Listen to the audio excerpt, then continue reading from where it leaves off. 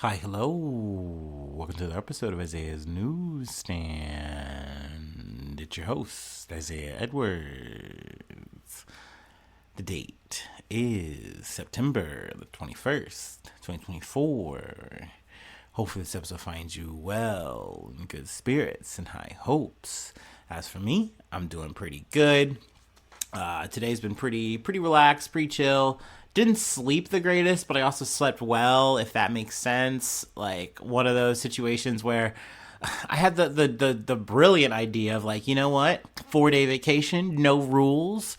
I'm gonna sleep whenever I want. And I ate and I was like, I'm gonna sleep right after I eat. Wouldn't that be cool? And I guess. And then I woke up at like 9 and I couldn't go back to sleep until like 3 in the morning. So it was that kind of deal. And then I wound up like waking up around like, I think like 8 or so. So I got enough sleep. It just was not the kind of sleep I wanted. I tried to like lay down. I couldn't like stay down. But yeah, just woke up, hung out for a little bit, then did a little bit of gym and, did my little home stuff, and now I am here and now. But yeah, no, we're just chilling, we're relaxing. Let's see here. Food corner last night. We had the pizza from the Domino's. I got 2 medium pizzas. One was a hand tossed pepperoni with what was it, I think it was like the tomato base, which I gotta say that was a mid one. It didn't taste that great. It had that like overdone kind of vibe to it. Just wasn't super duper yummy. I mean, I had no problems with it. I ate it up.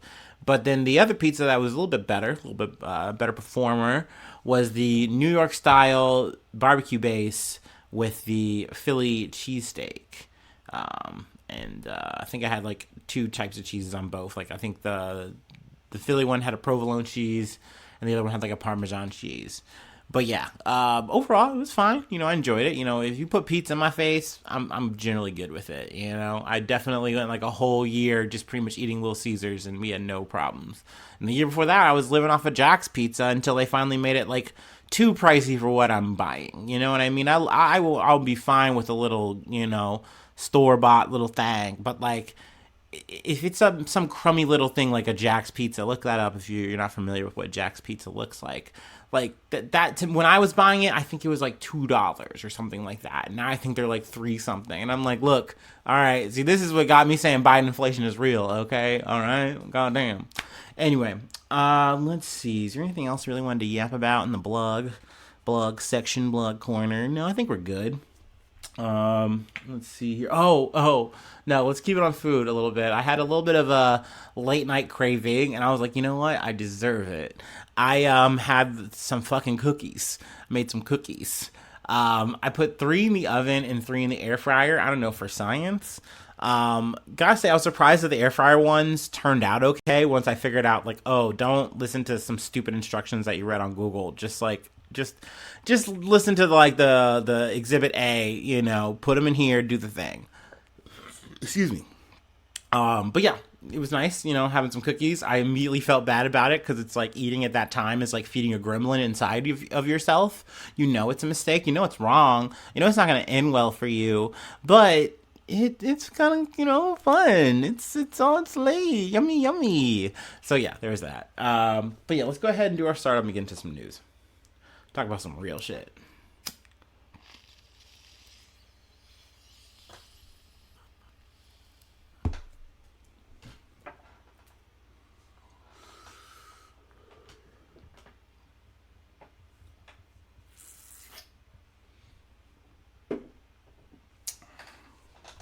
Ooh, yummy. Mm-hmm. All right. First story comes from the Associated Press. An Israeli strike on a school kills at least 22 people, Gaza Health Ministry says. An Israeli strike on a school in northern Gaza on Saturday killed at least 22 people, according to the Gaza Health Ministry, while the Israeli army said that it targeted a Hamas command center and what used to be a school. Another 30 were wounded in the strike on the school in the Zaytun area of Gaza City, the ministry said in a statement. Most of the casualties were women and children. It said it remains unclear which hospital the dead and injured were taken to. So yeah, I'm not sure if this is an update on that number that I had mentioned in the episode prior, or if this is a whole other incident. Y'all know it's really hard to keep up, but just kind of goes to show that like things are still very active in multiple areas, be it whether Gaza or in Lebanon as well. So let's see here. We'll go ahead and move along here. Kind of wanted to be a little bit quicker on this one. From ABC News, Sweden charges a woman with war crimes for allegedly torturing Yazidi women and children in Syria. All right. On this one, I got to say, sorry in advance, because I definitely feel like this was, a very deep topic. It requires a lot of, historical context that I don't really have, or, really am going to give the breadth in terms of time-wise, maybe. But I kept seeing it, and I was like, yeah, no, let me dig into it. Let me read it. And it was like, oh, shit, this is, really some deep and brutal stuff. So, a little bit of trigger warning there. But yeah, I wanted to at least talk about it a little bit, do the best I could to maybe explain it. But yes, Swedish authorities on Thursday charged a 52-year-old woman associated with the Islamic State group with genocide, crimes against humanity, and serious war crimes against Yazidi women and children in Syria. The first such case on trial in the Scandinavian country. Lina Ishak, who's a Swedish citizen, allegedly committed the crimes from August of 2014 to December of 2016 in the city of Raqqa, the former de facto capital of the militant group's self-proclaimed caliphate, and home to about 300,000 people. Now, that's not who is pictured in the thumbnail. I think I was able to track down the photo of her, but by the time I did, and I was just like, no, I kind of get why this is so hard to find, and I don't know if even I really want to use it, but, you can find out what you look like. Let's see here. The person I do have in the thumbnail is Senior Prosecutor Rina Devgan, who says the crimes took place under IS rule in Raqqa, and this is the first time that IS attacks against the Yazidi minority have been tried in Sweden. The Yazidis are one of Iraq's oldest religious minorities. Women, children, and men were regarded as property and subjected to being traded as slaves, sexual slavery, forced labor, deprivation of liberty, and extrajudicial executions, Devgan said. The Islamic State tried to annihilate the Yazidi ethnic group on an industrial scale. In announcing the charges, Devgan told a news conference that the prosecutors were able to identify Ishak through information from the UN team investigating atrocities in Iraq, known as UNITAD. In a separate statement, the Stockholm District Court said the prosecution claims she detained a number of women and children of the Yazidi ethnic group in her residence in Raqqa, and allegedly exposed them to, among other things, severe suffering, torture, or other inhumane treatment, and deprived them of fundamental rights for culture, religious, and gender reasons, contrary to general international law. According to the charge sheet obtained by the Associated Press, Ishak is suspected of holding 9 people, including children, in her Raqqa home for up to 7 months and treating them as slaves. She also abused several of them she held captive. Let's see. The charge sheet says that Ishak, who denies wrongdoing, is accused of having molested a baby, said to have been 1 month old at the time, by holding a hand over the child's mouth when he screamed to silence him. She's also suspected of having sold people to IS, knowing they risk being killed or subjected to serious sexual abuse. Now, Ishak denies these claims, denies them as well through a lawyer, Michael Westerlund. I'm just going to breeze through that, obviously, but let's see here. In 2014, IS militants stormed Yazidi towns and villages in Iraq's Sinjar region and abducted women and children. Women were forced into sexual slavery, and boys were taken to be indoctrinated into jihadi ideology. The court said that Ishaq's trial was to start October 7th and last approximately 2 months. Large parts of the trial are being held behind closed doors. And then they go into a previous thing that took place that took her and her 2-year-old son to Syria. Ishaq was earlier convicted in Sweden and sentenced to 3 years in prison for taking her 2-year-old son to Syria in 2014 in an area then controlled by the Islamic State. She then claimed that at the time she had told the child's father that she and the boy were only going on a holiday to Turkey. However, once in Turkey, the two crossed into Syria and into Islamic State run territory. In 2017, when the Islamic State's region began to collapse, Ishaq fled from Raqqa and was captured by Syrian Kurdish troops. She managed to escape to Turkey, where she was arrested with her son and 2 other children. She had given birth to in the meantime with an IS foreign fighter from Tunisia.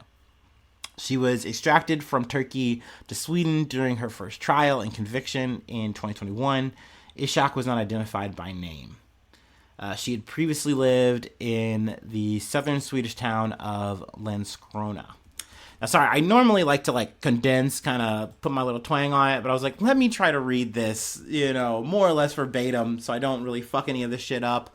Obviously, very gruesome, very upsetting charges for another person to do. Essentially, it starts with you running away with your child. And then it's like, okay, now you've joined this whole, resistance force is doing all this fucked up shit to other human beings. And then you're trying to get away for your own safety. And now you're caught up in having to kind of more or less slowly but surely answer for your crimes.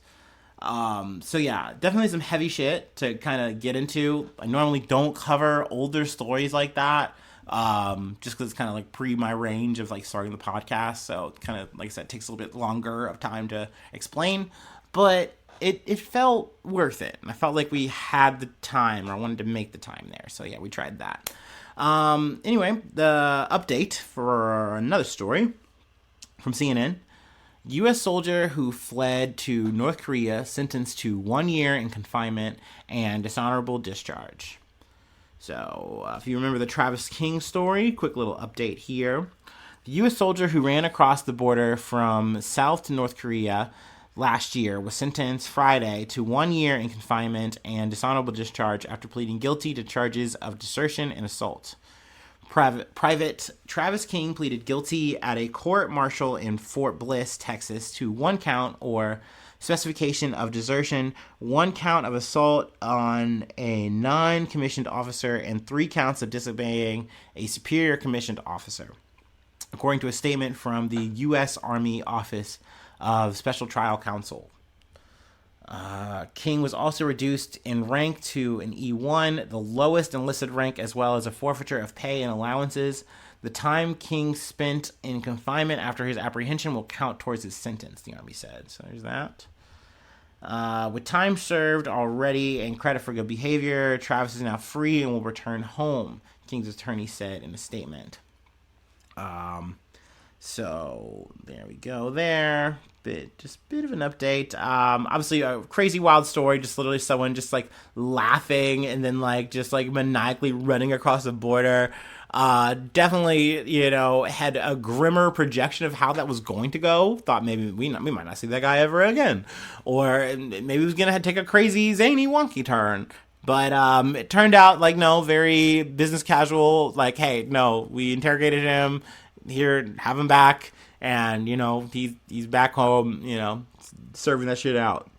Now he's out, I guess, for good behavior or whatever. So, yeah. Kind of case closed there, but still really wonky there. And I'm sure there's more details about, just him prior to, when he was in the South Korea thing, getting crazy, going crazy, but I don't know, whatever. Let's go ahead and move on to our last story. This one, I don't want to say it's personal, but this was one I'm sure that the average bear wouldn't want to cover or do any kind of reaction to it. But I was born in St. Louis. So, these artists, at least for a time of my life, a good chunk of my life, I really was like, man, no, I really fuck with these guys. I really, like, these motherfuckers matter to me. So this was like, oh man, like when I saw this on my news feed, I'm like, yeah, I'm gonna talk about it. So let me go ahead and take the last break. Feel free to take one with me. I'm actually gonna rehydrate.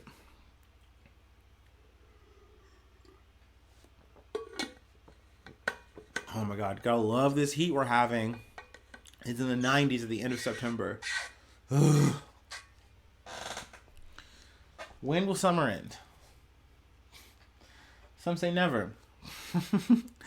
Maybe Hawaii, maybe Ohio is like the new Hawaii, with the whole climate change shit. Maybe that's just like we're getting a teaser of it. Let me go ahead. Yeah, let's keep this break going. Woo!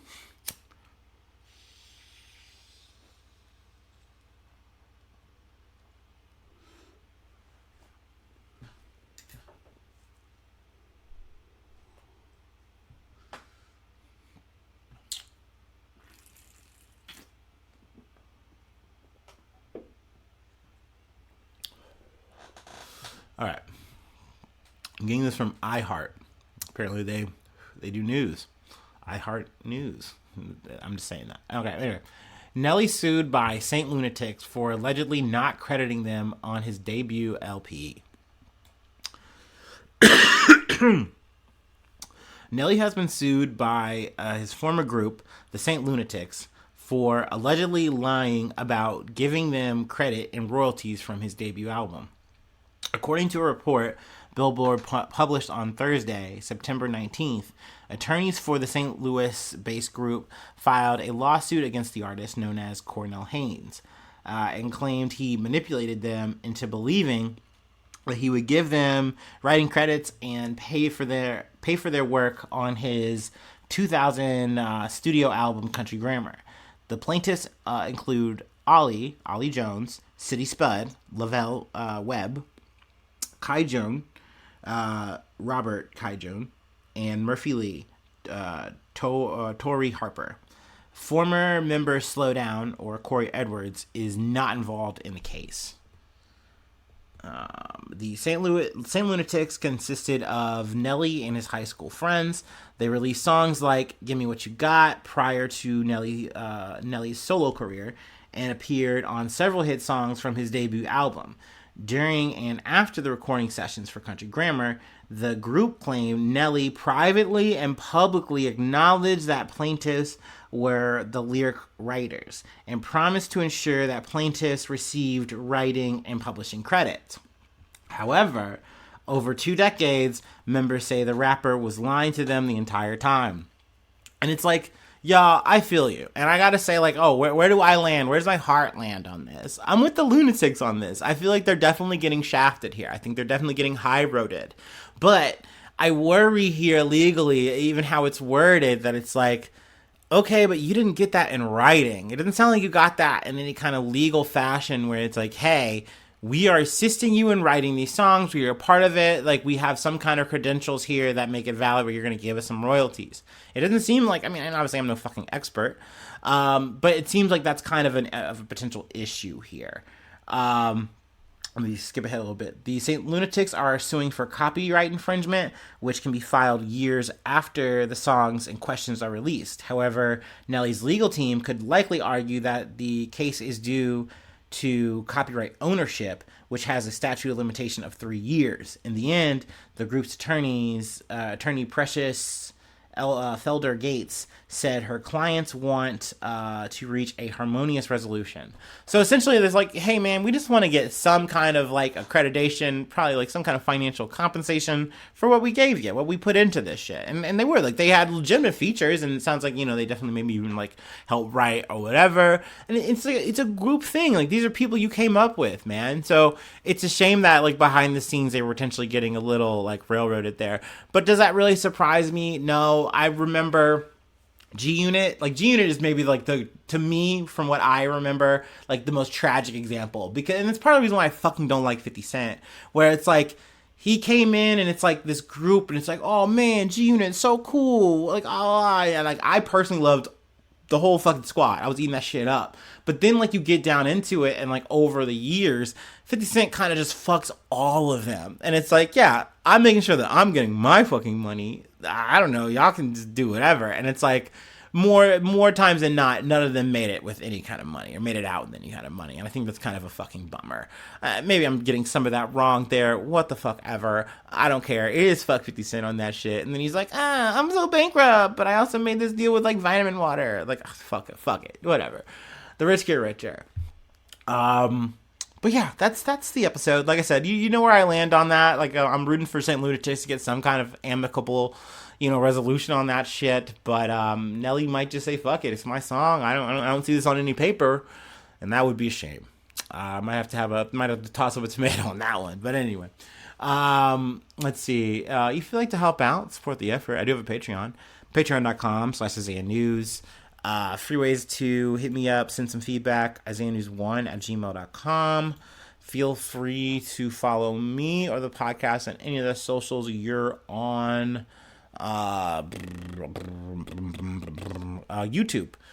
Hit that subscription button. That's free there. You just do that. That helps out a lot. Get me to 80 subscribers. Woo! Trying to get that number bigger and bigger every day.